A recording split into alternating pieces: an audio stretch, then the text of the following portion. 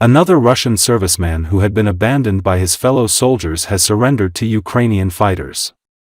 In a video circulated on social media, the Russian soldier said that he was in a difficult situation, wounded, and left without any food and water. The soldier confirmed once again that the Russian army's pledge that they would not abandon our soldiers was a total lie. The fighters of the Ukrainian Special Operations Forces, who determined the location of the Russian soldier using a drone, threw him water and a letter with the words, "Surrender," on it. After reading the letter, the Russian soldier agreed and surrendered by following the drone towards the Ukrainian fighter's position. Я дурак. Это мое, думаю, последнее видео.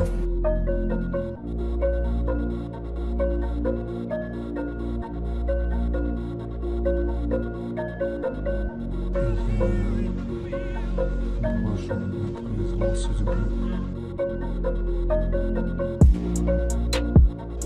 Без еды, воды и вообще все.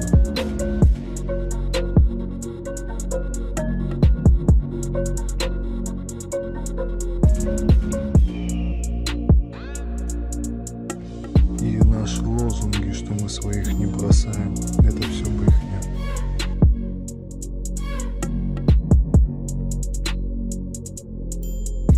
Меня видели, что я здесь, знали, что я здесь. Все это пропаганда, позерство.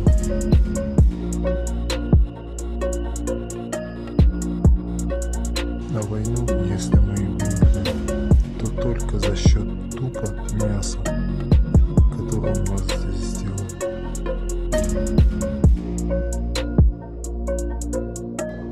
Не считайте меня ни героем, ни кем.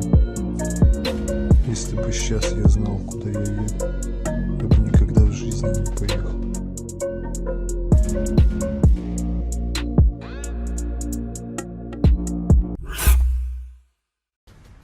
Ukrainian military expert Serhiy Zagorets noted that Ukraine's defense forces are implementing a systematic approach to striking Russia's energy and defense industrial facilities. He shared the information on Espresso TV. Currently, we are witnessing another large-scale attack using Ukrainian drones targeting Russian industrial and military facilities. A similar attack occurred on January the 14th, which was then considered the largest, involving up to 200 various Ukrainian drones striking multiple Russian defense industrial sites. Zagorets recalled.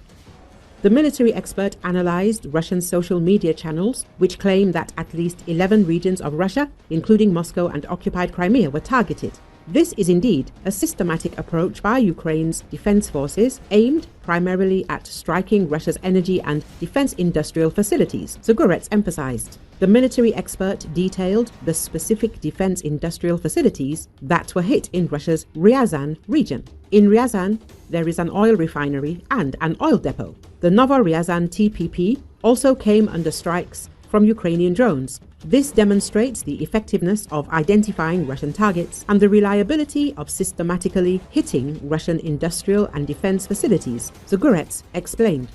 The military expert added that there were also reports of strikes on Russia's Bryansk, where several critical defense industrial facilities for Russia are located. For instance, the Bryansk chemical plant, which produces gunpowder for numerous Russian weapon systems, ranging from Grad, MLRS to more powerful systems. However, last night, a strike targeted another Bryansk enterprise, Kremny EL. This facility is no less significant than the chemical plant in Bryansk. Kremny L manufactures electronics for many of Russia's precision-guided missiles. This enterprise has been hit by Ukraine's long-range drones for the fourth time, Zagorets concluded. Recall late in the evening of January the 23rd, drone attacks were reported across several Russian regions. Explosions were heard in Bryansk, Ryazan, Kursk, and Moscow regions. Oil refineries in particular have been a frequent target for Ukraine. Russia, over the past 2 decades, invested heavily in refineries, aiming to add value to its oil industry by exporting gasoline, diesel, and aviation fuel, in addition to crude oil. Many of the refineries are within range of Ukrainian drones, and because the sites themselves are flammable, small warheads can set off infernos. The attacks complement Western sanctions that have cut into Russian oil revenue, though sales have remained robust enough to bolster the economy and finance the war effort. President Trump used a video address to the Davos Economic Forum to press for the importance of reducing Russia's income from oil in ending the war. If the price came down, the Russia-Ukraine war would end immediately, he said, adding he would ask Saudi Arabia and the Organization of the Petroleum Exporting Countries to act to depress prices for Russian oil. The head of Ukraine's presidential office, Andriy Yermak, also emphasized the importance of lowering the oil prices. A hard price cap and further reduction in the price of a barrel of Russian oil is the path to global security, he said on his Telegram channel. We fully support US President Donald Trump in his desire to reduce oil prices.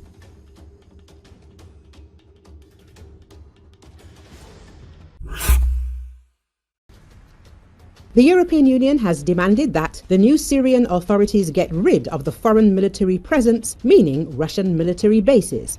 In return, Brussels promises to lift sanctions on Damascus and resolve the situation in the country.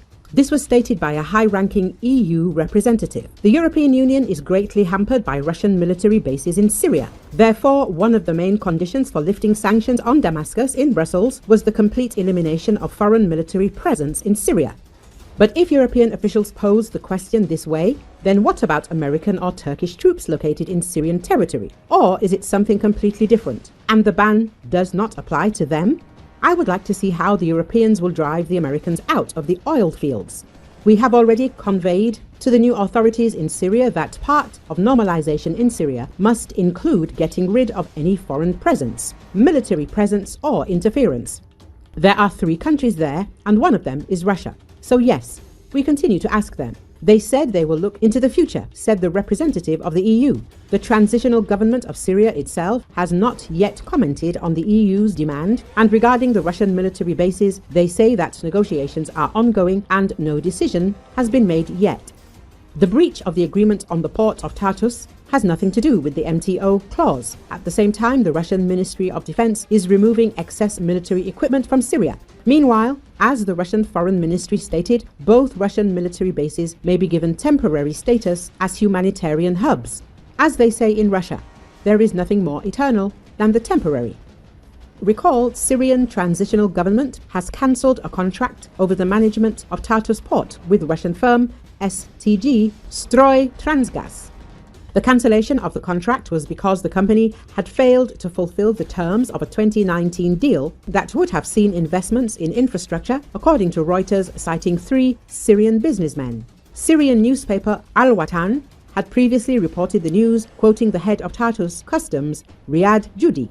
Recently, 2 Russian ships linked to its military have docked at the Kremlin's naval base on the Syrian coast at Tartus, with experts suggesting that an anticipated evacuation of the facility has finally begun. The Sparta and Sparta II docked in Tartus. Both ships are sanctioned by the US and have been linked by Ukraine to the transportation of Russian arms. Analysts anticipated that Russia would reduce its military footprint from Syria following the fall of the Assad regime in December, which it supported throughout the civil war. Large quantities of military hardware have been moved to the port in recent weeks. It is possible that 2 other Russian naval vessels are also present in the port. Naval analyst Frederick Van Lokeren told BBC. He said the vessels Ivan Gren and the Alexander Otrakovsky could also be involved in an evacuation. With the 49-year lease being cancelled, it has become very clear for Russia that it can no longer hope to maintain a military presence in Tartus, and as such, there appears to be no point in staying there and delaying the maritime evacuation any longer, Van Lokeren added.